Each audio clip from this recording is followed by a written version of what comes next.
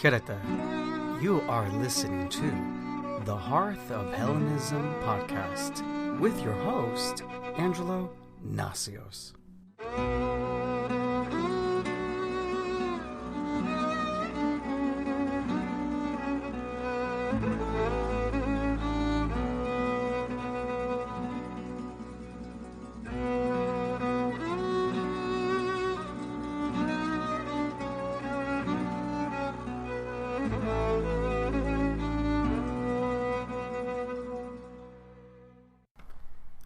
Hello everyone. Thank you for joining me and listening to this episode of the Hearth of Hellenism podcast. In this episode, I'm going to be discussing my several-part series review of the book Modern Witchcraft with the Greek Gods, History, Insights, and Magical Practice by Jason Mankey and Astrea Taylor, published by Llewellyn. You can read all of the parts of the review that I have put up on my Substack. As of today of the recording, there are 5 parts to my review. And I didn't read the entire book yet, but the review so far is based off of the first 2 chapters of the book. The introduction was written by Astrea, and the second chapter, A Brief History of the Greek Gods, was written by Jason. So the 5 entries on my Substack blog reflect those 2 chapters and my thoughts on the work. I started really paying attention to the books that are being published. I've noticed that books that deal with Greek themes, Greek religion, Greek polytheism, just dealing with things that are Greek, they become more popular. Llewellyn, I've noticed this mostly with Llewellyn specifically because that's pretty much their bread and butter is to make books for witches and pagans. And because topics on like Greek religion, the Greek gods, has largely been underdeveloped, I would say, within the publishing world for the Mind, Body, Spirit, for paganism, for witchcraft, those sorts of things. Traditionally, over the years, the audience has been into, I guess, more Northern European traditions and Wicca and Celtic things. At some point, people started migrating south and going to Greek things. I really would like to figure out what caused that migration. I have some ideas of what that might be. That would be a good podcast episode to talk about, the phenomena about why people are being attracted to the Greek gods in a very big way, and the publishers specifically are publishing for it now. So that means because the publishers are publishing those books, that means that they see an audience and an interest in it and an area to make money off of. So this is why I'm looking at the books. I want to see what they're publishing. Also, I want to see what they're publishing because over the last several years of me interacting with pagans online, I've seen a lot of anti-Hellenic rhetoric. I've seen people repeat certain ideas that aren't true. I hear people repeating all sorts of things, and there's a certain pattern or a way of thinking, and it can't be just a coincidence that everyone's already thinking these things themselves. I have to assume that they're being taught these things from somewhere. In either case, even if that's not the case, a 101 book, if it presents bad information, it's going to have a ripple effect. If you put the things that aren't really fact-checked or sourced properly or even presented in a cohesive way, in a meaningful way, it can really have a bad impact on a person's spiritual growth, their religion, how they approach the gods, and then how they interact with other people. How we all, how do many fights start is because, people have arguments, and when people are arguing for bad ideas because they've written in a book that they supposedly think the author is an authority figure and knows what they're talking about, they will hold on to those ideas because there's a legitimacy in that idea based off of the fact they got it out of a book by some, witch that's really popular, and it's a whole mess. Another reason why I am looking into these pagan books about the Greek gods is because the authors of these books, they know that they can't get away with saying whatever they want about the Greek gods, because there's there's an entire academic discipline concerning this, the classics, ancient history, archaeology, like so many academic disciplines that interface with ancient things, that there are centuries worth of books out there. There's tons of academia out there. And besides that, there's all these primary sources out there concerning, the ancient Greek world and the Roman world and all that stuff. That usually isn't the case when it comes to, I forget, like the Norse religions, for example. There's a lot less source material, I believe, that to be the case. I could be wrong, but from everything that I see online and people talk about, they talk about the lack of primary sources in those traditions. So people have a little bit more leeway in kind of inventing things, I guess, or filling in the gaps, so to speak.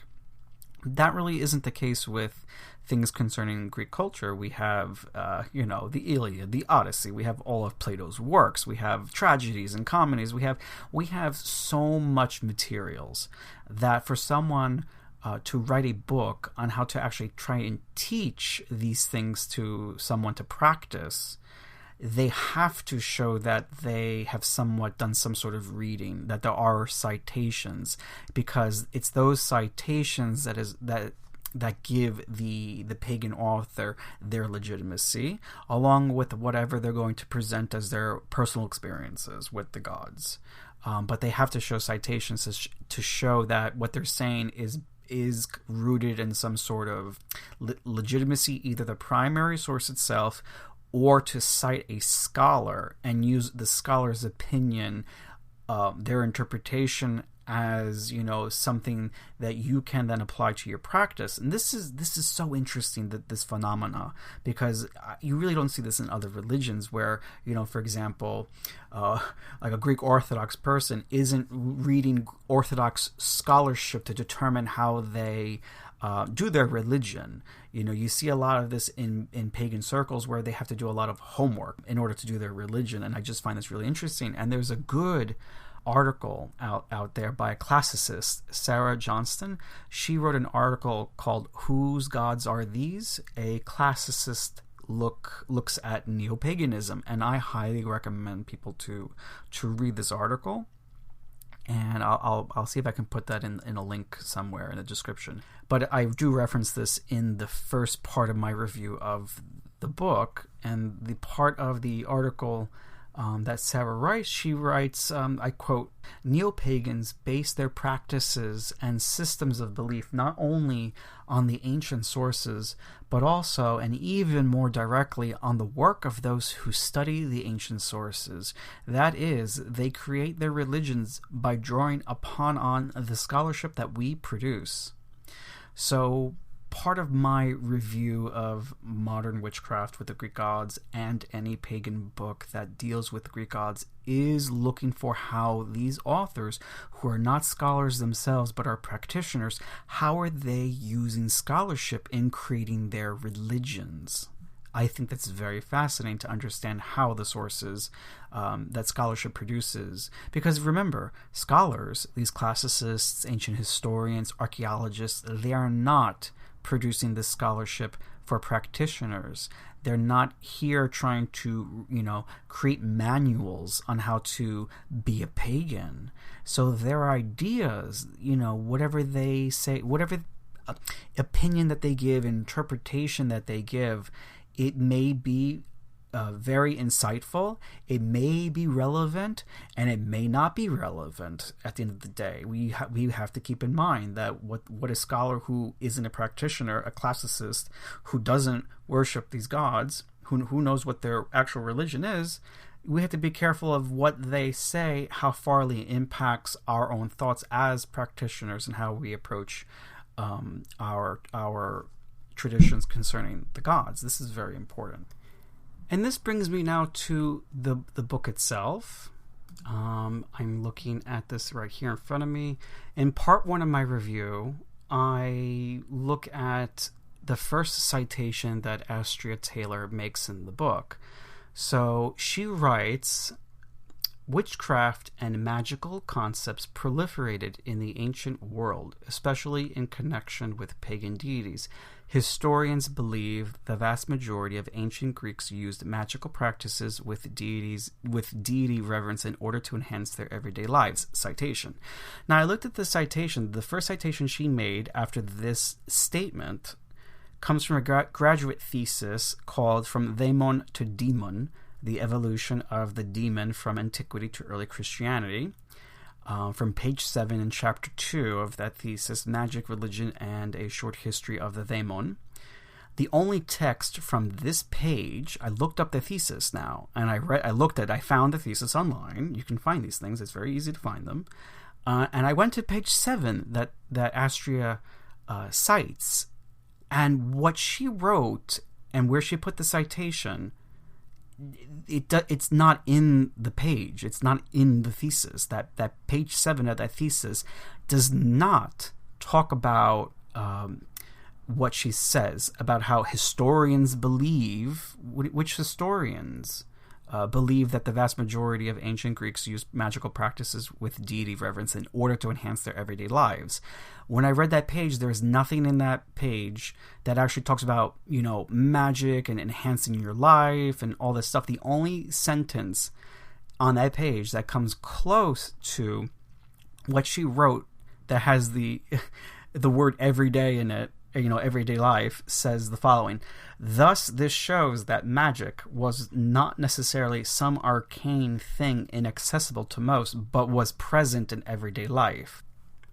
The page itself from that thesis talks about magic itself. It quotes, in this thesis, it's quoting from Fritz Graft. What the author of this thesis is trying to kind of get across within this page is that magic was present in everyday life and that it was not inaccessible. Not that, that there was, magic. But and now I have to also point out, every time that the authors of this book talk about magic or magical, they're using the spelling with a K in it. So MAGICKAL, magical. So off the bat there, this is problematic, for her to be writing "Witchcraft and magical concepts proliferated the ancient world.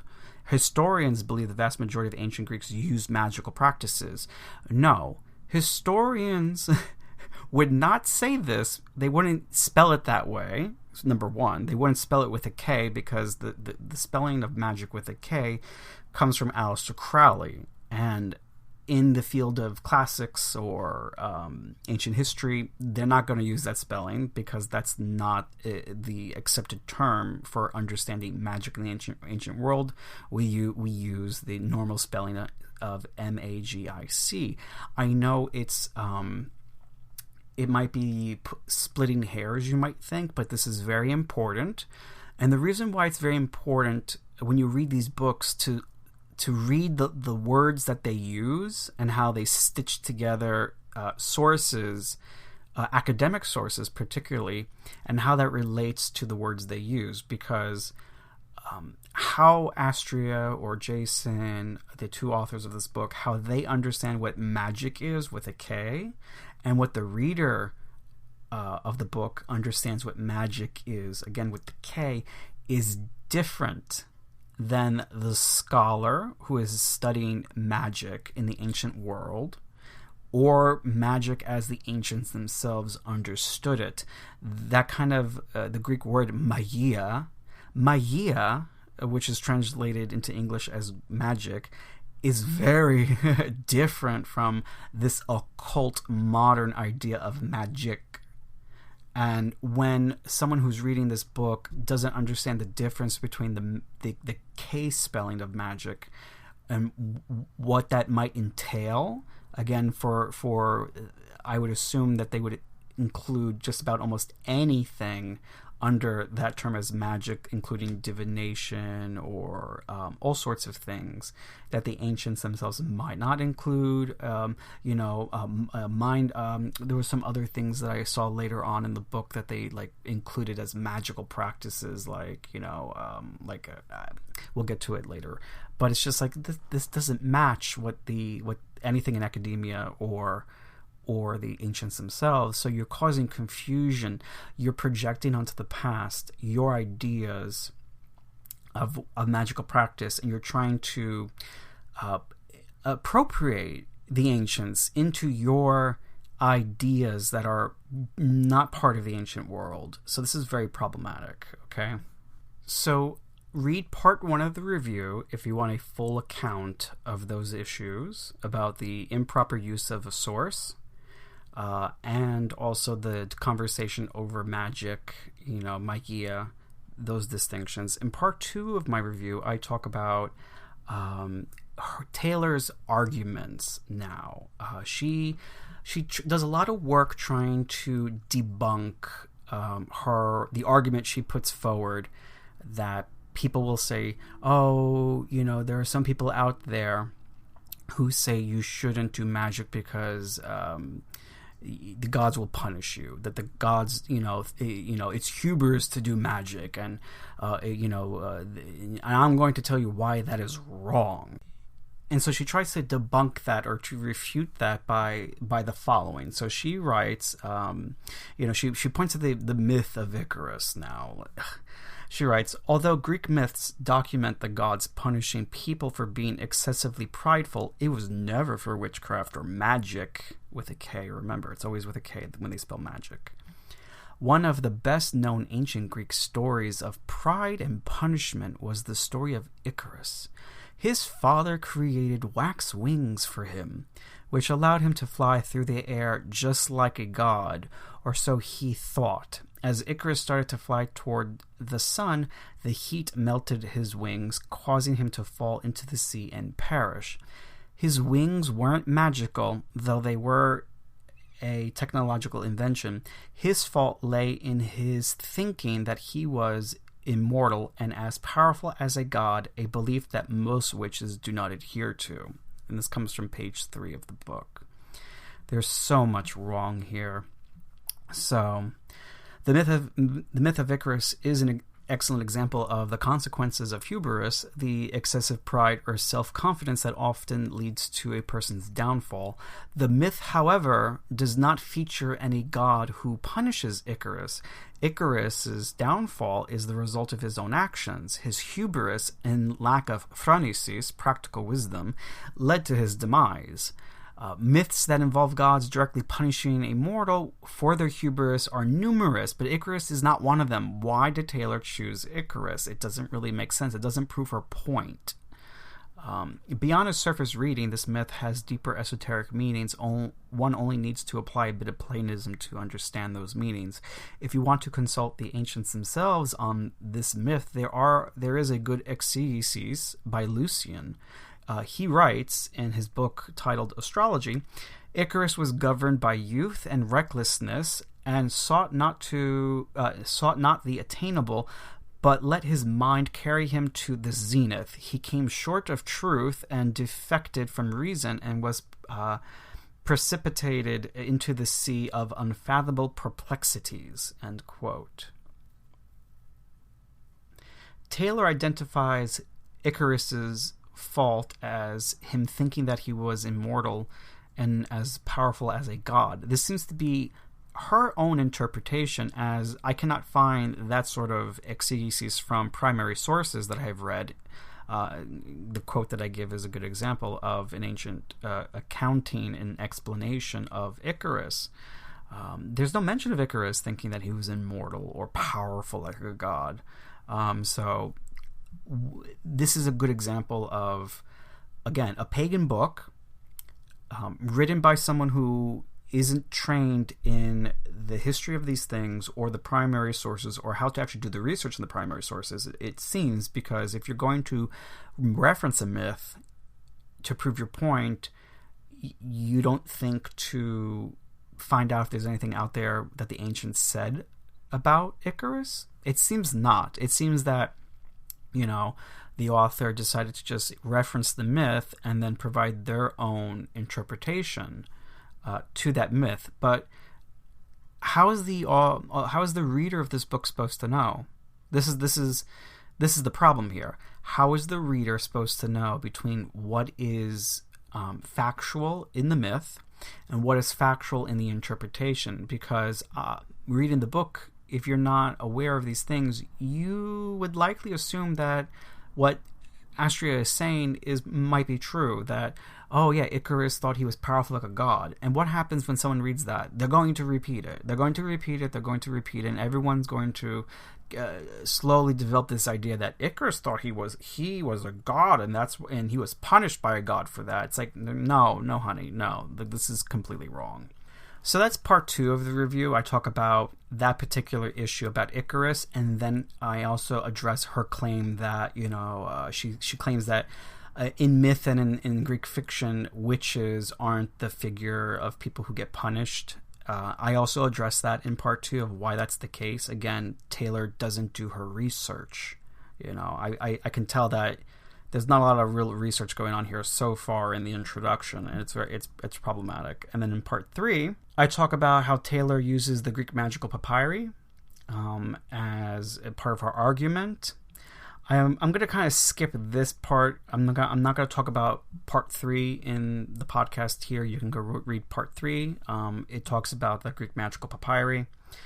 Part 4 of the review actually goes into the next chapter, chapter 2, that Jason wrote.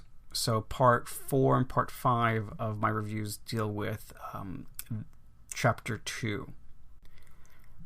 Now, in this part of the review, there's a lot that I had to say about it. But the one thing I noticed is that because the book is written by practitioners of a religion, witchcraft in this case, the narrative about the gods is fully theological rather than historical or even anthropological. When Mankey writes, quote, the Greek gods traveled across the ancient world, and, quote, the Greek gods have traveled far and wide over the last 3,500 years, this is a theological statement. A historian or anthropologist would never say the gods themselves travel to explain how the Greek gods appear in all the geographical places that Mankey describes them appearing. In this chapter, he talks about how the gods, he tries to create a narrative of these gods, traveling and where have they been and where they are now. And I think there's reasons for this, and we'll get to that. But I've noticed this narrative is like, the Greek gods, they've traveled, and they're on continents and on buildings that the original worshippers would never have imagined or didn't know exist. And I'm reading this going, I go, does he really think the fact that there are Greek gods on North America, on public buildings, for example, that is because the gods did it themselves? Like, really? I go, the only reason that though the Greek gods are on buildings in North America is because of colonialism, white supremacy, Eurocentrism, all of that. And he wants to completely sidestep that and kind of be like, oh, these gods, they just happen to just go places. Like, are we really going to ignore the real reasons, which is humans? People bring the gods with them. When people travel, they bring their religions with them. But you really can't say that in the case of the Greek gods is because the people who, again, like I just said, the people who put up those statues or whatever are they're colonialists. They're bringing their culture and the white supremacy and all that with them to where they're going.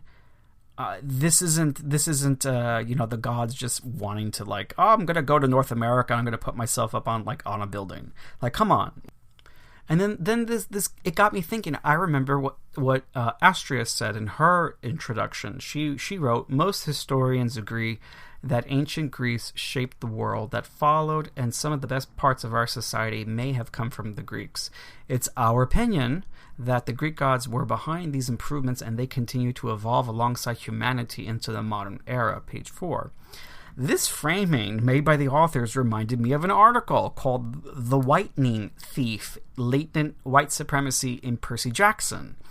And in that article, they quote a section from Percy Jackson, which explains why the Greek gods are in New York City, why is Olympus on the Empire State Building. And it says here, the gods move with the heart of the West. What you call Western civilization is a living force, a collective consciousness that has burned bright for thousands of years.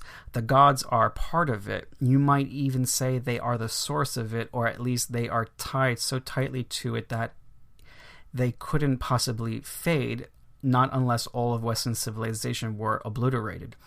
The fire started in Greece. Then, as you well know, the heart of the fire moved to Rome, and so did the gods. They moved to Germany, to France, to Spain for a while.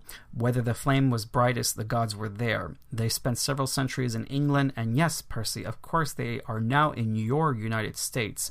America is now the heart of the flame. It is the great power of the West, and so Olympus is here. And I get chills right now reading this, because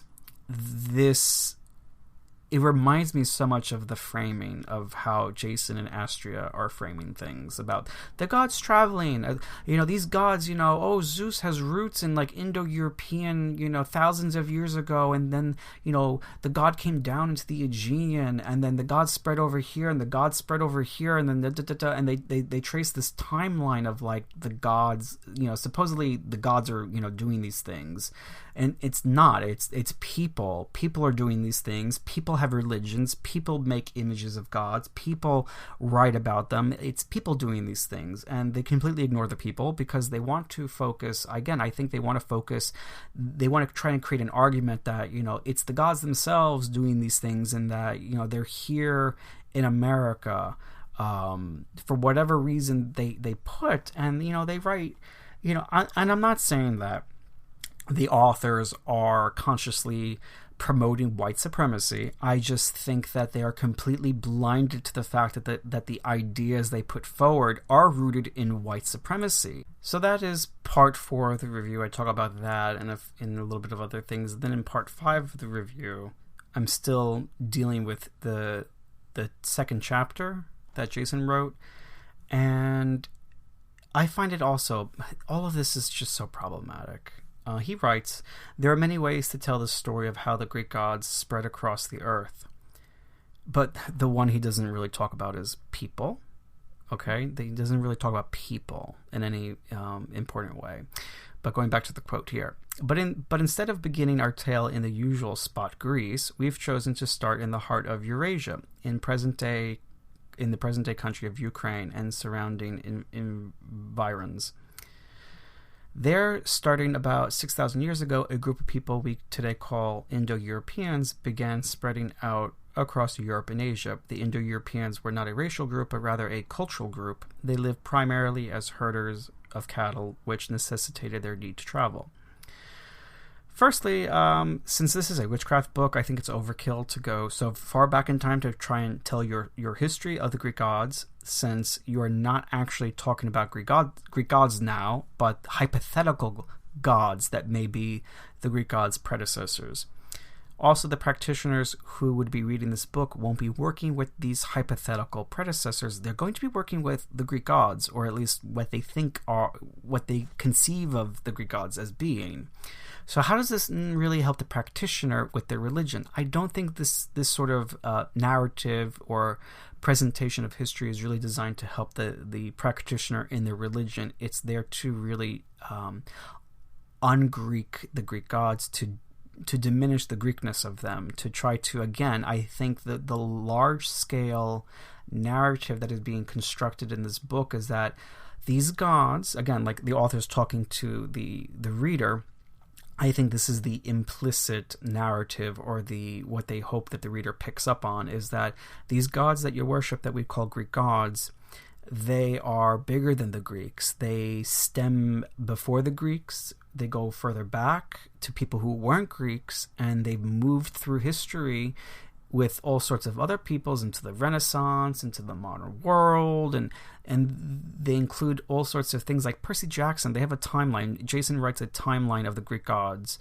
going back from like ancient times all the way to like, the publishing of Percy Jackson. Percy Jackson has nothing to do with the Persian Wars. Why are those two events in history linked together in a timeline called, a timeline of the Greek gods? It's insanity. I'm sorry, it's insanity. But anyway, that's what I really think what's going on here, is they're trying to stitch this grand narrative of these gods originating far away from Greece, far many years ago, and trying to make an argument maybe that the Greek gods as we understand them in Greece is sort of like partial story of things, that it's not the full picture, that there's been a lot before it and there's going to be a lot after it, and we don't have to really be held bound by the Greek part of it while still retaining the Greek names of the gods. Like, I get it. Like, if you're going to do that and you don't want to be shackled by, I guess, the sources and the history in which the gods were context in their societies, and by the people who worship those gods, if you don't want to be shackled to that, then give new names. Like, why are you still using the Greek gods' names? Why don't you use the Roman names? Use the Roman names. Instead of Zeus, use Jupiter. Like, why? What's with the attachment to the Greek names? I don't get it. So it boggles my mind. Anyway, back to the book. What I find problematic with the whole Indo-European thing too is that Mankey is wrong to describe the Indo-Europeans as a cultural group, since it is a linguistic term. It's not a cultural group. Mankey on this page cites M.L. West's Indo-European Poetry and Myth. And so what does M.L. West say in the book? So this is page 1 of that book that Mankey cites, but did he read it? He didn't cite it. He cited a different page. But on the first page it says, Indo-European is primarily a term of historical linguistics. It refers to the great family of languages that now extends across every continent, and already 2,000 years ago extends across the whole breadth of Europe and large tracts of Central and Southern Asia, as it refers to the hypothetical ancestral language from which all the recorded Indo-European languages descend. Mankey fails to explain to the reader that Indo-European is a hypothetical ancestral language, and writes in a way that assumes that the language and people truly existed, and that they had a culture and had gods that are, without doubt, the forerunners of the Greek gods. Everything that has to concern with Indo-European is hypothetical and reconstructed by scholars. Yes, it's very, very likely that all this really did exist, but again, we lack direct evidence, so everything is based on hypothesis and really good reconstructions, but there are reconstructions, so you still have to preface that things are hypothetical. You cannot claim with certainty that XYZ things were, in fact, historically factual. You don't actually have historical things here to point to. Again, my education is in history, not linguistics, so I really can't speak to a lot about linguistics. But as a historian, there is no Indo-European history per se. There's no historical records. We don't have a lot of things to go off of to point to, the gods necessarily. Like what religion did they have? We don't got shit. All that stuff is reconstructed. Again, it's all reconstructed. So I spent a lot of time in part 5 talking about the Indo-European thing. You can read part 5 for that. I also at the end of the review I talk about the timeline of the Greek gods in this chapter. There were 4 things on that timeline that were very wrong. The first entry that I point out is in 850 to 800 BCE. It's written on this timeline that the modern Greek alphabet is developed. No, that is not the modern Greek alphabet. It's incorrect to call the Greek alphabet that was designed and developed in this time period modern. That's just wrong. The second one, it says 490 BCE, First Persian War. The Spartans win the Battle of Marathon, as told in the 2006 movie 300. This is wrong. It's the Athenians who won the Battle of Marathon with their allies. The Spartans were not involved in this, and the movie 300 depicts the Spartans fighting the Persians at Thermopylae in 380 BC in the Second Persian Wars. This is completely wrong. The next one, it says 285 CE, Emperor Diocletian splits the Roman Empire in two, creating an Eastern Empire and Western Empire. This is incorrect. Emperor Diocletian did not split the Roman Empire into two empires. Instead, Diocletian implemented the creation of the Tetrarchy, a system of government in which the Roman Empire was divided into four administrative regions, each with its own ruler. The four rulers were known as tetrarchs and were responsible for governing their respective regions. It was still one empire, the Roman Empire. And then this one, I think, is the funniest one. 476 CE. The Eastern Roman Empire is conquered by the Germans. Again, wrong. In 476, the last Roman emperor of the West, Romulus Augustus, was deposed by the Germanic king Odoacer. I'm so bad at that name. Odoacer. Who declared himself ruler of Italy. So the western portion of the Roman Empire fell, not the eastern. I really don't know how you really messed that up. So yeah, that was part 5 of the review. Again, I recommend you read all 5 parts that are posted on the Substack to get a full idea of what we're dealing with here with this book. I've read some other things. I started reading some of the chapters on the gods themselves, and it's such a mess. There's good information in terms of like, okay, I see that you cited such and such a scholar, so what you put in that sentence is correct, but then later when you interject your ideas, your personal ideas when it comes to religious things, it's utter shit. Like, honestly, people, it's horrible. I'm contemplating whether or not I continue reading and reviewing the book, but at this time I think I'm gonna put it aside because it's a mess. It's really a mess. But thank you for listening, everyone. I wish you all the best and take care until next time.